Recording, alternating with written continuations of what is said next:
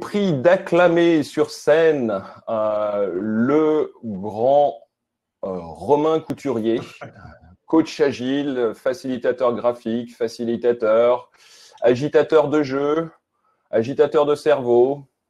Des fois, il vous met dans le stress, des fois pas.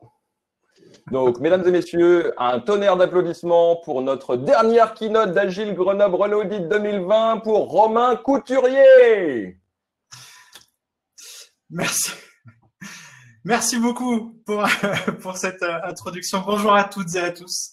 Je suis ravi de vous accueillir pour cette conférence intitulée La magie du dialogue. C'est une conférence un petit peu bizarre et un petit peu étrange par bien des égards. La première, c'est que j'ai pas l'habitude de me présenter à un public avec autant de cheveux sur la tête. Et je vais essayer quand même de faire fi de ce petit détail. L'autre étrangeté, et je suis pas le seul à l'avoir vécu, c'est que effectivement j'ai un peu l'impression d'être tout seul, et quand on est tout seul, eh bien généralement ce que je fais, je trouve un petit truc, c'est que je parle à mon canard. Il est avec moi, je sais pas si vous le voyez, voilà, c'est mon petit canard. C'est très pratique d'avoir ce genre de petit personnage. Je sais pas si vous en avez aussi. Ça permet d'avoir du feedback. C'est une technique. Voilà, quand tu as du mal à réfléchir, tu sais pas trop trouver une issue à la problématique que tu as, eh bien tu peux parler à ton canard. Et vraiment, je vous invite à le faire. C'est un bon conseil. Alors, il y a pas que ça comme bizarrerie, évidemment. Celle qui nous occupe le plus en ce moment, c'est cette question du distanciel. La plupart de nos interactions sont passées à distance. Je ne vous apprends rien. Donc, on se retrouve toutes et tous on se retrouve maintenant en mosaïque, dans des cases, voilà, un petit peu comme si on était au parloir. On est chacun de notre côté, ce qui amène un lot de surprises qu'on n'avait pas forcément prévues, qu'on n'avait pas forcément anticipées. Il y a pas mal de choses qui tournent sur Internet qui sont assez drôles, notamment des bingos sur le distanciel. Si vous voulez jouer au bingo, c'est tous les petits travers du distanciel, comment on a du mal, comment on galère. C'est assez marrant entre les classiques, ceux qui n'arrivent pas à allumer leur caméra, ceux qui n'arrivent pas à allumer leur micro. Et cette difficulté à échanger, elle est étonnante, parce que c'est un peu comme si on était en présentiel, et en fait qu'on disait à des gens, tu vois là, ça s'appelle une table. Et puis tu vois, sur une table on y met des choses, et en fait si tu veux te mettre à côté d'une table, il faut que tu utilises une chaise, et cette chaise, je vais t'expliquer comment tu t'assois dessus. Et c'est pas anodin, et ça nous fait perdre pas mal de temps. Alors ça peut créer des situations évidemment drôles, d'autres plus désagréables, et ça tient quand même à un fait, c'est que on a quand même tenu à ce que nos interactions restent synchrones. Et c'est un point qu'on pourrait questionner. En tout cas, c'est un sujet que déjà une partie des populations ont déjà questionné. Je pense notamment aux devs. Les populations dev, il y a des projets magnifiques, il y a des projets fantastiques. Je pense notamment à tous les projets open source qui sont en interaction asynchrone, et qui ont développé des solutions absolument fantastiques. Et donc je trouve, étant un ancien dev moi-même, et en gardant, je garde toujours un œil sur ce qui se passe, même si j'ai plus les compétences aujourd'hui pour le faire. Je suis toujours étonné de ce qui se passe dans cet écosystème-là. Et c'est quand même, c'est pas un monde banal, le dev. Ça, on le savait déjà, mais c'est quand même un univers dans lequel on arrive à créer des mouvements, des méthodes qui portent le nom du problème des interactions qu'on a. Et notamment, je pense au mouvement DevOps. C'est quand même assez formidable de se dire que parmi un mouvement, une méthode, un courant, je sais pas trop d'ailleurs ce que c'est, on a quand même réussi à pointer du doigt un problème de communication qui existe entre deux populations. Alors, on peut en parler facilement hein, des devs et des ops parce que, enfin, je sais pas s'il y en a qui peuvent faire du bruit un peu dans les commentaires, mais souvent on les voit plus trop dans les conférences agiles. Hein, ils sont plus trop là, ils sont partis ailleurs. Il en reste quand même encore quelques-uns, heureusement. Et alors, si tu comprends pas la référence à DevOps parce que voilà, parce que vous faites pas partie de ce monde-là et que l'informatique ça vous parle un peu, dites-vous que c'est un peu comme si dans une autre boîte, tu créais un mouvement qui s'appellerait, je sais pas, par exemple, la com compta, c'est-à-dire le problème entre les commerciaux et la comptabilité. C'est comme si tu avais un mouvement qui structurerait ça, qui s'appellerait Subtech, c'est-à-dire un mouvement entre qui désignerait le problème qu'il y a entre le support et les services techniques. Et alors, j'ai découvert un truc qui va encore plus loin, c'est que maintenant, il y a une suite à ce mouvement DevOps. Il y a un truc qui s'appelle DevSecOps. Et alors ça me fait voir. Sec, c'est pour sécurité en fait. Donc ça veut dire mettre ensemble les gens du développement, des opérations, de la sécurité ensemble. Et je me dis avec un petit peu de sarcasme évidemment que si on continue à rajouter des gens comme ça autour de la table, ben on va peut-être arriver à un truc qui s'appelle peut-être l'agilité. Parce que quand même cette histoire d'agilité, ça, voilà, on en est quand même à 20 ans. Hein. Enfin, en tout cas, on y arrive. 20 ans d'agilité, c'est alors il y a beaucoup, il y aurait un bilan qui est énorme à faire évidemment. Mais on a eu au moins la qualité de mettre des gens autour de la table. Et ça, et ce qui est assez étonnant, c'est que ça vient de l'informatique. Alors, je sais, c'est vrai qu'il y a des débats, l'agilité vient-elle de l'informatique ou pas, ça existait avant. Voilà, il y avait plein de méthodes, de courants, de pensées avant l'agilité qui ont convergé. Il y en a plein d'autres après. Voilà, depuis 20 ans, il y a plein de méthodes. Ça a poussé comme des champignons. Et on va dire toutes ces méthodes-là, elles ont quand même en commun, quel que soit leur nom, quelle que soit leur approche, elles sont faites quand même pour communiquer. À l'intérieur, on n'y trouve que on peut quand même se féliciter de mettre que des gens autour de la table, d'avoir globalement créé la discussion, d'avoir forcé la discussion entre des acteurs qui le faisaient globalement peu, insuffisamment, qui pensaient le faire. Et donc, on a globalement amené ça. Donc, cette agilité a vraiment amené des opportunités de communication. On pourrait regarder un petit peu plus à la loupe comment on a outillé cette communication. Là, le bilan, en tout cas celui que je vois à travers les différentes interventions que je peux mener, c'est que on a quelque part un petit peu mis beaucoup de gens autour de la table, mais on l'a aussi un petit peu déshumanisé. Déshumanisé parce qu'on y a mis énormément d'outils, énormément de process, ce qui déchire une partie de la communauté sur ces questions-là. Alors, on avait besoin d'outils parce que cette agilité en tant que mouvement, en tant que courant de pensée, en tant qu'approche parfois même philosophique, a besoin d'outils concrets pour avancer. Alors, regardons-les un petit peu ces outils. Il y en a plusieurs. Le premier, moi qui me fend le cœur, parce que c'est vraiment un outil conversationnel d'une telle richesse et d'une telle puissance, mais les user stories dont on a retiré le caractère conversationnel, on en a gardé le format en tant que, même en tant que, on ne l'écrit plus d'ailleurs, en tant que je veux à fin de, d'ailleurs même le en tant que parfois il a été supprimé, et le à fin de aussi, ce qui fait qu'on se retrouve juste avec une ligne. On pourrait également évoquer je sais pas moi le fameux planning poker. Alors là, sur lequel on a combien d'équipes se sont littéralement écharpées, ont perdu des après-midi entières, voire des journées sur ces techniques de planning poker sur l'autel de la planification. Alors que c'est dommage parce que ces cartes de planning poker à la base, elles étaient faites pour discuter. C'est quand même ça le cœur du sujet. On pourrait également mais voilà, le planning poker, ça fait partie des choses qui sont présentes encore. Aujourd'hui, agilité, US, planning poker, tout ça, ça résonne. On pourrait également parler des daily meetings. Voilà, alors toujours debout, hein, évidemment, ça c'est ce que les gens en retiennent.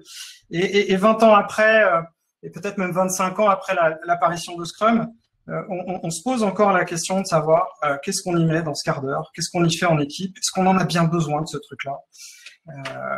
Et sur ces délits, d'ailleurs, j'ai accompagné un client qui les appelle pas les délits, qui les appelle les délices. Et je trouve c'est amusant.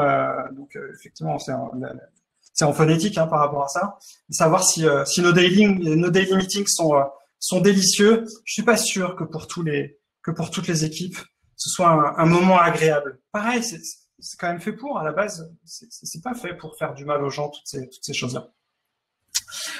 Qu'est-ce qu'on pourrait évoquer aussi en termes d'outillage? On a évidemment les démos. Alors là, les démos, ça en fait partie, mais comme on a du mal à inviter les utilisateurs, on fait des démos entre nous.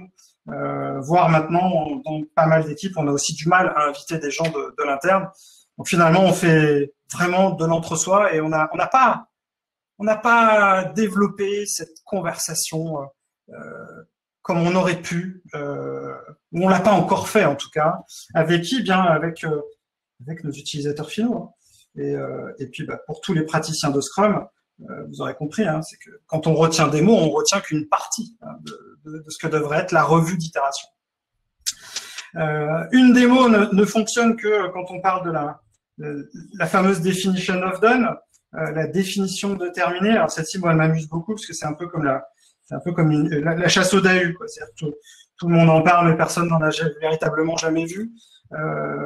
Certaines équipes parfois témoignent de quelque chose qui s'est passé, mais c'est difficile de se mettre d'accord sur ce que ça veut dire terminer et à quel niveau. Et puis dans les outils qu'on va retrouver de manière incontournable, évidemment, les rétros. Moi, je sais que j'ai le souvenir toujours un peu ému d'avoir démarré la compréhension de ce qu'est la rétro avec un outil de Alan Kelly, qui est toujours disponible d'ailleurs en téléchargement, qui s'appelle la Dialogue Cheat. Donc cette question du dialogue, elle est présente depuis hyper longtemps en fait. Elle a toujours été là. Alors, je pense que vu le nombre que vous êtes connectés, tout le monde ne se retrouve pas dans la description que je fais. Je pense que c'est évidemment caricaturé. Il y a aussi des choses qui se passent bien pire que ça, hein. Il faut qu'on regarde peut-être un peu plus à la loupe ce qu'on peut appeler les modèles conversationnels. C'est-à-dire, on va se donner des exemples. En fait. Comment se passe une conversation dans ces différents moments, quels que soient les ateliers. J'en ai pris que 6 les plus connus, mais j'aurais pu en prendre plein d'autres. Il va y avoir tout ce qui va relever du débat, des modèles conversationnels de type débat. Alors les débats, ça peut prendre plusieurs formes, ça peut être des dialogues de sourds, ça peut être des dialogues où les gens sont à la recherche de vérité, c'est voilà, je veux imposer. En même temps, je parle des autres. Je pense que vous aurez tous compris que je parle aussi de moi, parce qu'on le fait tous à un moment donné. On peut également évoquer parfois certains témoignent de personnes, enfin de liens en tout cas toxiques, choses qui sont assez désagréables. Le débat, on en fait beaucoup la promotion, mais est-ce qu'on sait véritablement le mener? Je sais pas. En tout cas, je m'interroge, je me pose cette question. On a également des choses qui vont tous ces ateliers, travailler sur les US, ces planning poker, ces daily et autres, ce sera plus de l'ordre de la conversation, enfin plutôt de la discussion. Alors quand on discute, on est dans le partage des idées. On va avoir des gens qui peuvent nous interrompre aussi, ça c'est pénible, c'est désagréable. Et puis quand vous parlez, il peut y avoir une tentative de régression. Vous mettez une idée, puis quelqu'un dit je ne pense pas. Ah bah ouais, mais alors du coup, qu'est-ce qui fait que tu ne penses pas ça? Donc, tout ce principe de croyance, on va avoir tout le principe, les digressions aussi. ce qui commence à être un moment agréable quand on commence à digresser. En tout cas, moi, j'adore ça. Vous avez les discussions de type « je propose », on commence à être plus constructif. Alors, je propose, c'est bien, on propose tous, donc on est plus dans la politesse, mais qui se saisit des propositions, comment on les discute, comment on les conclut, et puis on va avoir toute cette tyrannie du consensus, ces consensus smooth, cette recherche d'unité, c'est difficile. Et ce qu'on essaye véritablement ce que j'essaye en tout cas d'adresser à travers cette session, c'est plutôt un objet différent. C'est cette question du dialogue. Et la première chose, moi, qui m'a interpellé, c'est quand j'ai cherché, en fait, déjà ce que je suis allé chercher l'étymologie, la racine, et de comprendre qu'à travers cette notion de dialogue, il y avait la notion d'une parole qui traverse les personnes. Et quelque part, le dialogue, c'est une forme d'arrachement de soi. Ce qui m'a évoqué des moments, finalement, je me demande à quel moment j'ai eu cette impression d'échanger et d'être arraché. Qu'est-ce que signifie arraché? C'est peut-être tout simplement quand, si vous vous interrogez vos souvenirs, savoir quand est-ce que vous avez discuté avec des gens, vous avez vraiment l'impression que ils comprennent ce que vous dites, que vous comprenez ce qu'ils disent, qu'ils sont conscients de la réalité que vous vivez. Et c'est ça, c'est cette magie-là qu'on essaye d'obtenir. Moi, les plus belles expériences, parmi d'autres, mais voilà, ce serait peut-être celle quand on a créé un Cube & Go, quand on a créé Deadline, où voilà, on se remet en question, ça avance, on produit, on a une satisfaction vraiment collective, cette forme d'unité, cette magie. Et voilà, parler. Finalement, on parle de quoi? On parle de parler, de parler et d'écouter. Créer le dialogue. Déjà prendre la parole, ce qui est pas simple. Je sais pas vous, mais moi j'ai pas eu d'éducation au dialogue en fait. Quand je réfléchis à ça, on m'a pas expliqué comment faire.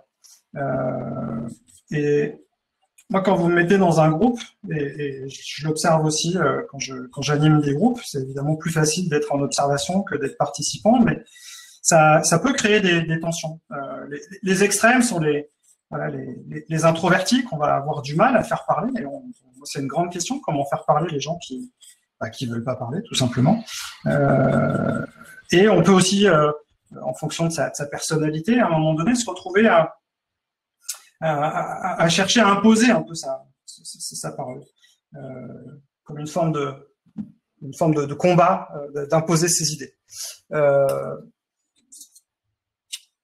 Il y a pas de recette magique, mais en tout cas il y a des choses que j'ai observé qui fonctionnent plutôt pas mal. Et ce qui fonctionne plutôt bien, c'est quand on est en grand groupe comme ça, c'est vraiment la logique de diviser pour mieux parler. Voilà. Diviser pour mieux parler, ça va être plus facile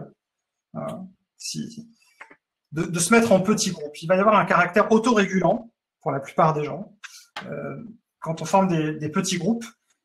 Et si jamais vous avez un doute, essayez, vous verrez que les personnes qui prennent beaucoup de place, elles en prendront moins de fait parce qu'il y a moins de place à prendre.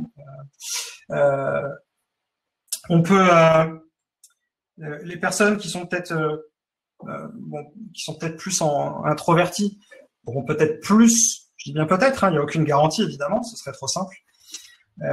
Et puis si jamais vous ne savez pas de quoi parler, eh bien vous pouvez peut-être tout simplement poser des questions et donc montrer aussi que à défaut de contribuer directement, vous montrez votre curiosité et vous participez au groupe. Des formats pour parler, il y en a tellement, mais parmi les incontournables à avoir en tête, et toujours étonnant de voir à quel point on est encore trop peu à savoir les pratiquer. C'est un peu comme notre outillage de base. On devrait apprendre à fonctionner avant le café. Et je parle pas que de séminaires, parce que souvent ces formats-là, on les voit beaucoup en séminaire. C'est évidemment des formats de séminaire, c'est hyper intéressant. Et on peut aussi les utiliser en réunion. C'est tout à fait possible de créer. Pour le café, on crée plusieurs tables, des sujets, et on fait circuler les gens entre différentes tables. Toujours dans cette logique de café, il y a le Lean Coffee. Le Lean Coffee, un format de discussion. Vous définissez un timer et puis au bout de X temps, vous demandez s'il faut continuer sur cette discussion ou s'il faut passer à autre chose. Un format que j'affectionne particulièrement, c'est le format du bocal à poisson, connu aussi en anglais sous le nom de fishbowl. Le bocal à poisson, c'est vraiment cette idée de quand on vient à l'intérieur du bocal, c'est pour parler, et quand on est à l'extérieur du bocal, eh bien c'est pour écouter. Et il y a toujours une place dans le bocal, ce qui fait que n'importe quand une nouvelle personne peut rejoindre le bocal sans problème, et à ce moment-là, une autre personne va quitter le bocal à poisson. C'est vraiment un outil autorégulant. Autre format que j'adore parce que ça réveille les gens et souvent ça réveille pas ceux qu'on attend. C'est le tribunal où là on essaye de défendre. Donc c'est vraiment la logique de thèse et antithèse. On se donne un sujet, par exemple, pour ou contre l'agilité. Voilà, faut-il passer au distanciel, n'importe quoi. Et donc, si vous partagez un des aspects, je vous invite à aller de l'autre. Voilà, le dernier que j'ai animé, c'était sur Scrum ou Kanban pour une équipe. On questionne pas si le sujet est bon. En fait, si la question est bien formulée, ce qui va compter, c'est l'argumentation que les équipes vont développer. Et ça réveille, ça anime, parce que derrière, on est pris d'une passion, on est dans une joute verbale, et c'est drôle. Autre format qui nécessite un petit peu plus de monde, encore que on peut le faire à une dizaine de personnes, c'est évidemment le forum ouvert. Un format qui permet à tout le monde de parler de ce dont il a envie. Pareil, c'est pas réservé, on est sur des formats qui s'adressent vraiment à tout type d'entreprise, tout type d'équipe, tout type de métier, tout type de niveau, tout type d'éducation. Il n'y a pas de frontières. C'est vraiment pour tout le monde. Et puis le dernier, c'est le format des 6 chapeaux d'Édouard Desbonneaux, un format qui intègre des discussions orientées et qui permet à un groupe de travailler sur voilà, on porte collectivement un chapeau à un instant T. Alors le blanc, le noir, le jaune, le rouge ou le bleu dans le cadre du facilitateur. Et on a une discussion, une conversation, peut-être même un dialogue, qui sait, en fonction de la couleur du chapeau. Ça permet de dépolluer les conversations. J'aurais pu en citer d'autres, notamment la stratégie Walt Disney. Mais bon, on n'est pas là que pour développer des formats. Et des formats pour parler, c'est bien, mais on ne sait pas derrière comment est-ce que ça résonne. Et la grande question que je me pose, à la fois pour moi et pour les autres, c'est comment les gens vont écouter.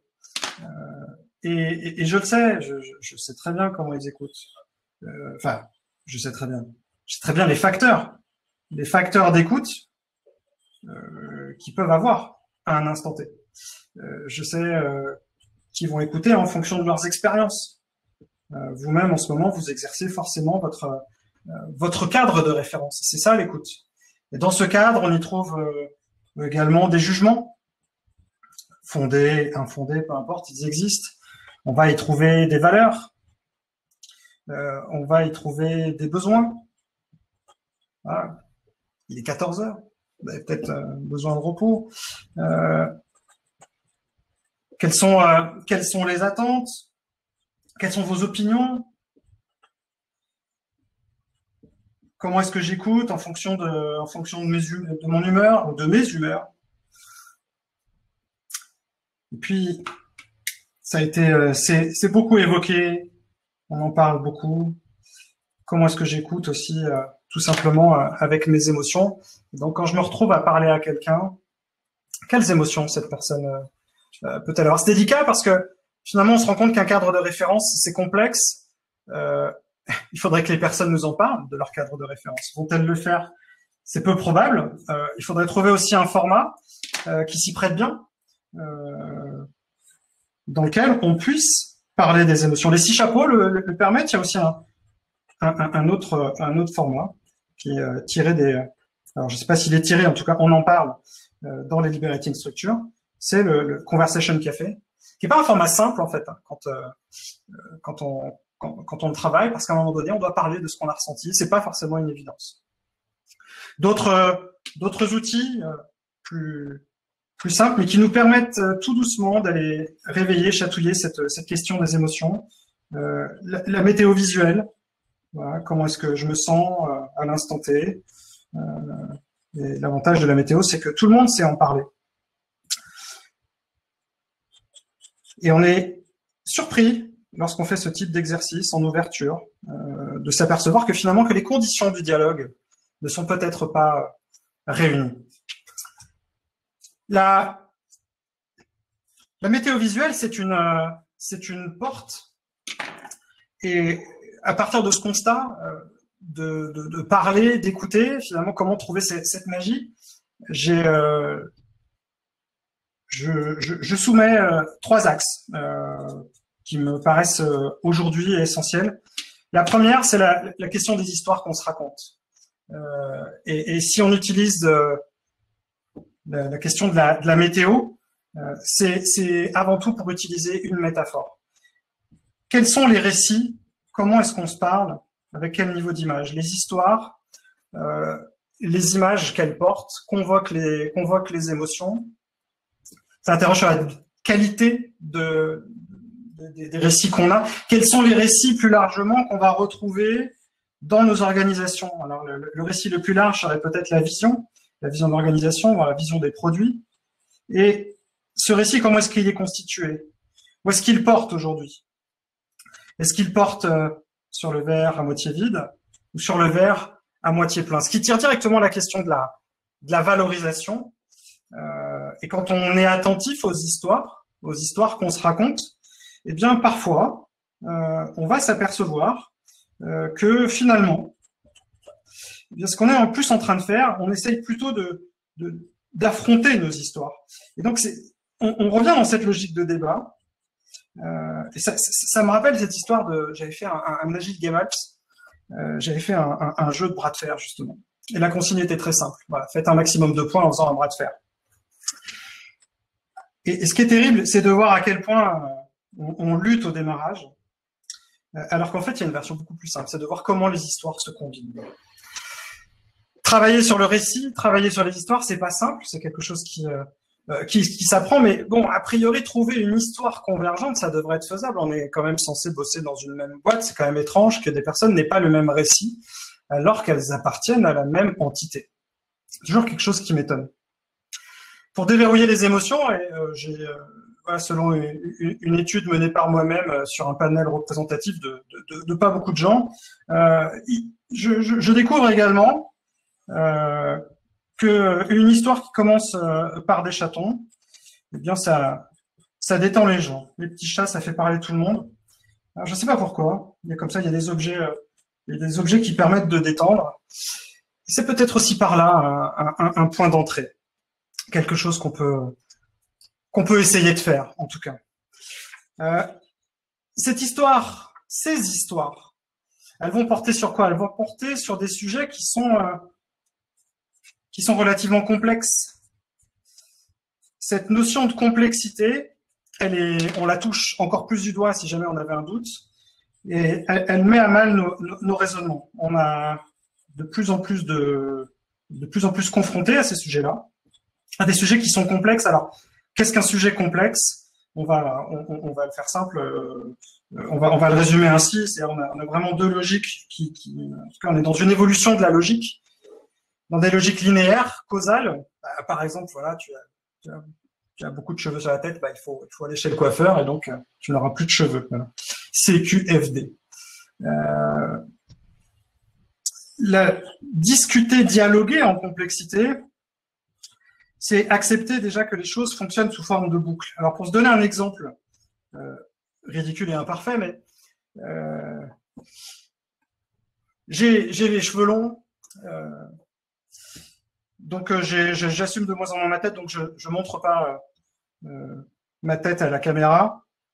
Du coup, je ne vais pas chez le coiffeur. Et comme je vais pas chez le coiffeur, bah, je continue d'avoir les cheveux longs, et ainsi de suite, ainsi de suite. Et vous voyez que dans cette histoire, il n'y a pas de logique, ou du moins, il n'y a pas de début, et il n'y a pas de fin.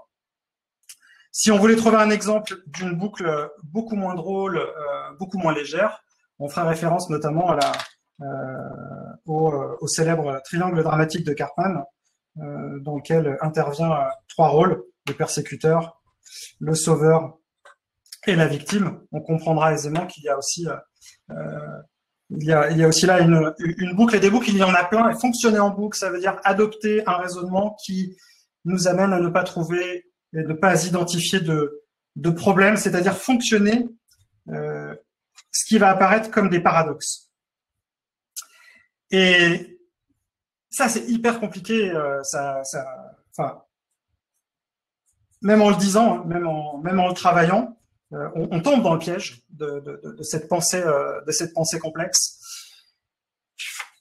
Je suis pas toujours bon là-dedans. Néanmoins, c'est un exercice, quoi. Et on a cette cohabitation, c'est-à-dire que dans un système complexe, il y a des phénomènes qui vont apparaître. On a notamment si on se réfère notamment à la 5e discipline de Peter Senge, des phénomènes d'amplification et ce qu'on appelle des effets de retardement. Et donc c'est très compliqué d'avoir cette cohabitation temporelle. Quand on discute de quelque chose dont on verra les effets plus tard, mais il faut le faire maintenant, parce que plus on le fait maintenant, plus vite on en verra les effets. Donc c'est cette cohabitation entre l'immédiateté et le temps, enfin le temps court, le temps moyen et le temps long, rend le dialogue évidemment plus difficile à aborder. Et le troisième axe que je voudrais aborder, c'est, là je fais l'hypothèse que le temps du dialogue, on l'a. Or, j'aurais envie de soumettre la question de la place qu'on peut lui accorder aujourd'hui, notamment dans des organisations qui sont de plus en plus sous l'eau. Ce dialogue est enfermé aujourd'hui dans très très peu d'espace. Combien d'équipes témoignent qu'elles manquent de temps, qu'elles sont interrompues, qu'elles fonctionnent sur urgence, et donc qu'elles n'ont pas le temps en fait d'investir dans ce dialogue, parce que on le sait, on le comprend, on peut le redémontrer, le dialogue prend du temps. Alors le temps, comment est-ce qu'il est organisé aujourd'hui? Eh bien exactement comme je disais tout à l'heure, c'est-à-dire il est organisé de manière complexe. On est ce qu'on appelle en mode multi. Dans beaucoup d'organisations, on est multitâche, multi-équipe, multi-projet. Pas étonnant que, après toutes ces années, Scrum ait énormément de mal dans certaines organisations, tout simplement parce que on n'a pas des équipes qui sont dédiées. Et ce qu'on est en train de discuter, c'est plutôt de fonctionner en mode mono. Et quand on est en mode mono, que j'ai le temps, ben je suis serein, je commence par terminer, j'arrête de commencer. Rien que cette affirmation, c'est-à-dire le fait de terminer les choses, c'est un paradoxe. Donc, dans des organisations qui sont sous urgence, un des paradoxes, c'est de comprendre que, eh bien, plus elles sont sous urgence, plus elles sont lentes.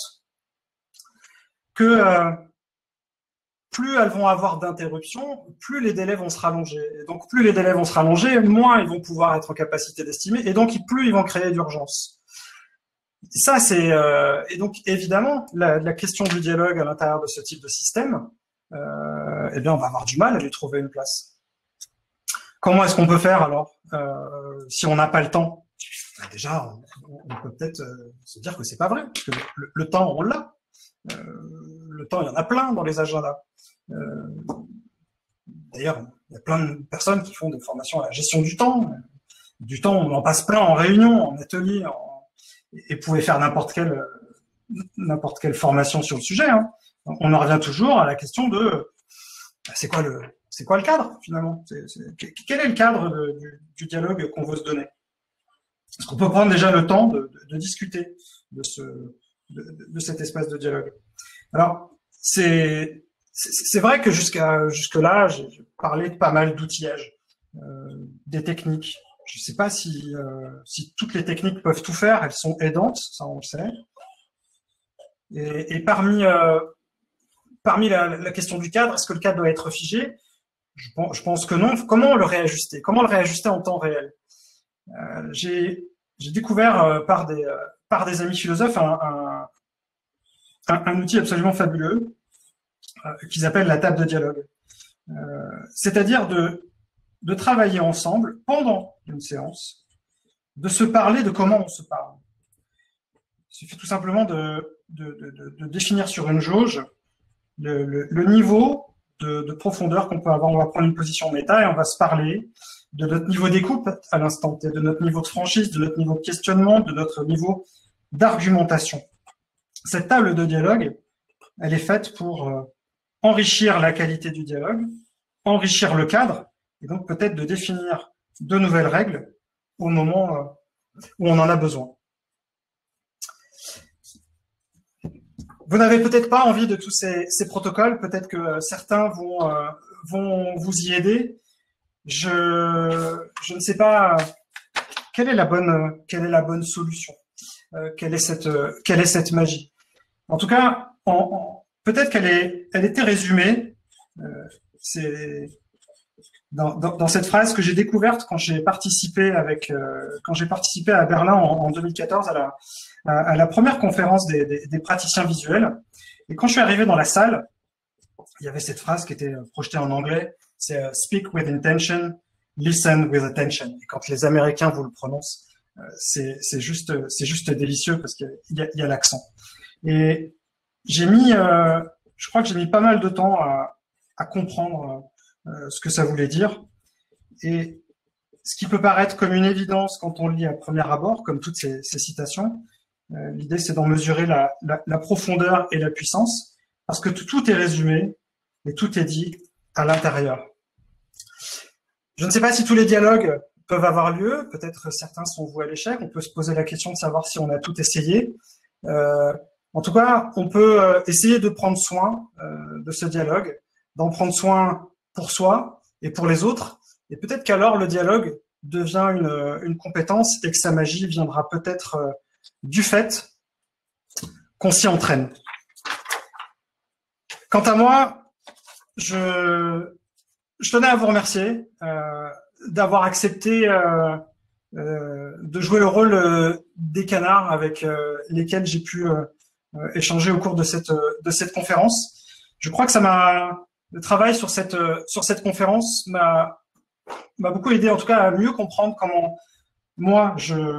quel est mon mode de fonctionnement sur cette partie du dialogue, ce que je dois faire pour améliorer mes interactions, d'une manière générale, soigner mon dialogue. Je vous remercie.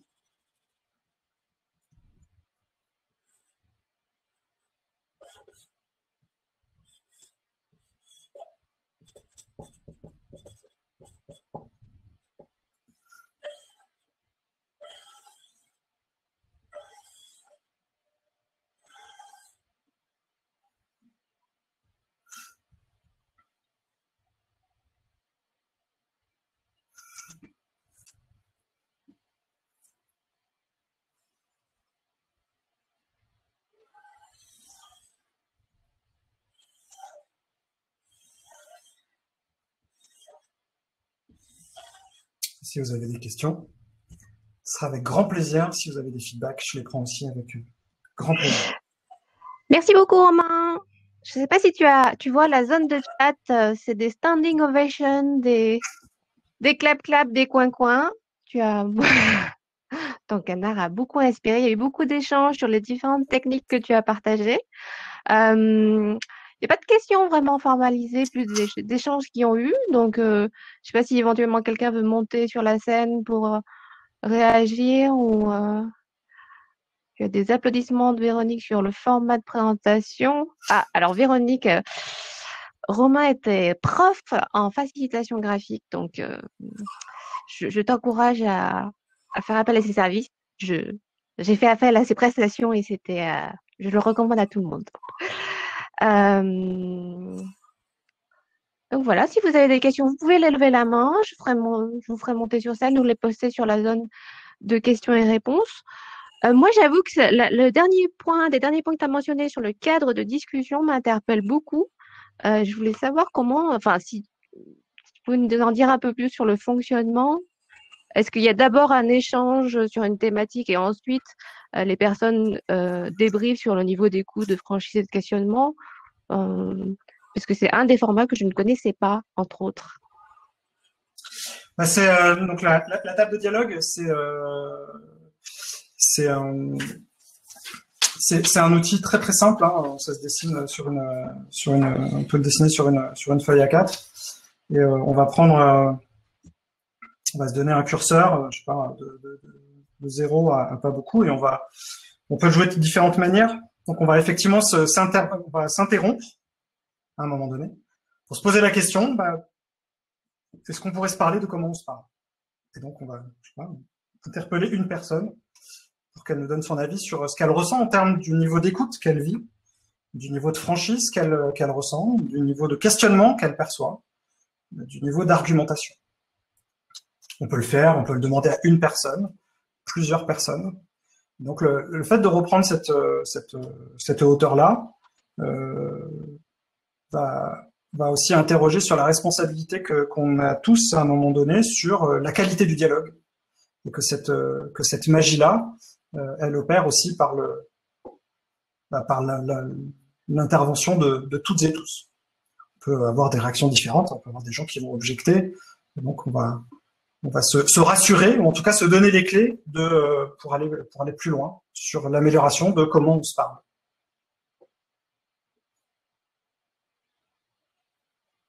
Alors, on a des questions qui arrivent. Du coup, Émeric demande, selon toi, comment peut-on sortir de nos boucles? Comment peut-on s'apercevoir de ce phénomène? Alors déjà, c'est une question. Il y a plusieurs choses dans la question. Comment peut-on sortir de nos boucles? Je ne sais pas s'il faut en sortir de nos boucles. En tout cas, on peut déjà tenter on peut tenter de les réguler. Je pense notamment aux boucles sur la gestion du temps, qui sont des tueuses de sérénité. Où là, on connaît les stratégies. J'en parle dans d'autres conférences. Voilà, il faut vraiment stopper les urgences, arrêter de commencer par terminer. Les gens qui sont plus fans de Kanban verront mieux de quoi je parle. On va également travailler sur la vision partagée des systèmes. Donc la visualisation de nos boucles, je pense, c'est la première étape. Et du coup, la question a disparu, donc j'ai oublié la suite. Comment s'en rendre compte, il me semble. Comment peut-on s'en rendre compte? Oui. Je pense que le simple fait de savoir déjà que ça existe et de discuter avec avec des systémiciens, ça permet de voir. Comment je pourrais le formuler différemment? Ça, c'est le premier. Il y a des boucles connues. Pour les boucles inconnues, c'est lorsqu'on est dans. Ce qu'on peut essayer de faire, c'est lorsqu'on a un raisonnement logique, de se dire que peut-être il y a un raisonnement qui soit plus circulaire, qui soit plus sous forme de boucle. Et donc la question, c'est une remise en question même de la façon dont on raisonne et de la façon dont on parle, et de dire finalement je raisonne comme ça, mais et si c'était une boucle, ce serait quoi la boucle? Et ça peut faire apparaître des choses qui sont assez étonnantes. C'est-à-dire de comprendre que les origines de ce qu'on pense n'en sont pas. Donc c'est très perturbant parce que du coup, s'il n'y a pas d'origine, on revient à ta question, c'est-à-dire comment on en sort. Et donc, il faut trouver un angle d'attaque. Si je reprends l'exemple de la gestion du temps, voilà, on va commencer par la définition des limites le ralentissement dans les systèmes est par exemple un début de stratégie, non pas pour sortir de la boucle, mais pour retrouver des boucles qui soient plus saines et plus sereines. Et je pense que l'enjeu sur la systémique, c'est de trouver du sain et du serein. C'est pas nécessairement de l'équité. Oui. Je reste dans le cadre du boulot. Hein. Oui. Je voudrais pas qu'on sorte sur la vie, le monde et la politique, parce que là. Mais tu sais qu'on est très sérieux, Agile. Hein. Oui. C'est un des fondamentaux. Je pourrais peut-être juste mettre un petit commentaire que des fois les phénomènes de répétition, si vous observez pour la répondre à Émeric, si vous observez des répétitions qui se passent, ça peut aussi faire apparaître et révéler une boucle qui fonctionne dans votre système. Ensuite, on a une question d'Aurélie. Qu'as-tu appris sur toi, plus précisément en préparant cette keynote, et qu'as-tu envie de changer dans ce mode de communication distancielle? Voilà. On est tu es sur le divan. Ce que j'ai appris sur moi, en préparant cette keynote, je pense que c'est tous les défauts, tous les défauts que j'ai évoqués, que finalement ils s'appliquaient aussi bien à moi dans des circonstances que j'envisageais pas nécessairement. Donc moi ça me remet profondément en question sur pas mal de choses, sur pas mal d'interactions que j'ai avec pas mal de monde. Et c'est plutôt dans le bon sens. Je le vois plutôt positivement. Après, j'ai pas envie de rentrer dans les détails, mais et qu'est-ce que j'ai envie de changer dans ce mode de communication distancielle? Alors, je le fais déjà. Je demande aux gens d'allumer le micro. Voilà. Je pense qu'il faut. C'est très pragmatique, mais je suis un fervent opposant au micro éteint pour recréer de la spatialité et recréer du bruit, parce que le silence nous rend fous. Donc, je pense que dans le distanciel, il faut inviter les gens à rallumer leur micro. Alors évidemment, quand ça commence à être trop nombreux, qu'il y a un marteau-piqueur derrière, faut l'éteindre. Mais quand c'est acceptable et tolérable, on peut tout à fait le laisser allumer. Ça crée une ambiance. Et deuxième chose, c'est d'inviter les gens à rallumer leur cam, parce que quand ils viennent au boulot en présentiel, ils n'arrivent pas à masquer. Et donc, voilà, j'aime toujours cette petite anecdote, c'est que assumons notre tête et on peut tout à fait l'assumer en distanciel.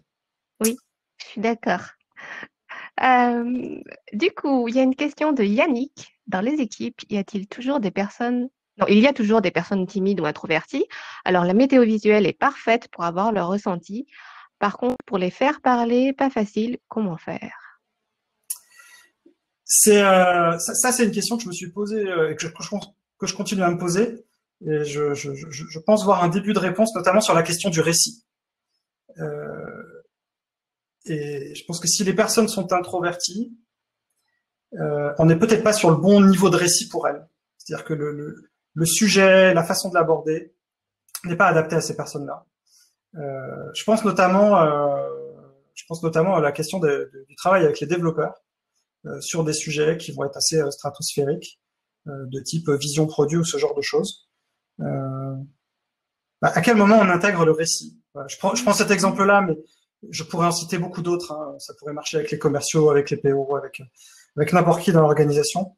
Je ne sais pas quelle place on laisse au récit de chacun. Et donc, si on te propose un récit qui n'est pas le tien, difficile de rentrer dedans. Et si en plus il y a des personnalités, il y a un cadre, donc je pense que le partage du récit et laisser le temps pour le récit. Et puis dernière chose que j'ai découverte il y a pas longtemps, peut-être qu'en dernier recours, on n'est tout simplement pas responsable du fait que les gens parlent. Et donc, chacun en responsabilité intervient ou n'intervient pas. Ok, très bien. Alors, on a un petit peu dépassé le temps. Peut-être qu'on peut adresser la dernière question d'Emmanuel. Quand il n'y aura plus de restrictions et que le monde d'avant reviendra, quelle partie du distanciel tu garderas? Et qu'est-ce que tu ne garderas pas, si on a le temps? Mais c'est des relances de Noémie. Moi, j'adore le distanciel. On fait des choses qu'on n'avait jamais faites. J'adore ça. Donc, je pense que je garderai tout du distanciel. J'ai pas envie de jeter des choses. Je pense qu'on est en plein apprentissage. On est que au tout début. Donc, je pense on est loin de suspecter tout ce qu'on peut faire. Donc, j'ai vraiment envie de tout garder parce que je pense qu'il y a encore plein de choses à découvrir. Ok, très bien. Merci beaucoup. Mais j'adore le présentiel. Hein. J'ai hâte d'y retourner. Ok, oui, on fera un Tao d'ailleurs. Je vais te relancer tous les jours. Merci beaucoup à tous. Merci pour votre participation. Je vous invite à rejoindre les interventions, à répondre aux rôtis. Le lien a été mis dans la discussion. À interpeller Romain au poste si vous le souhaitez, à rejoindre les autres conférences. Il y a plein de super conférences. Il y a aussi les stands des sponsors qui vous proposent des animations. Donc, l'après-midi va être encore extrêmement riche. Merci à tous. Au revoir. Merci, ciao. Salut.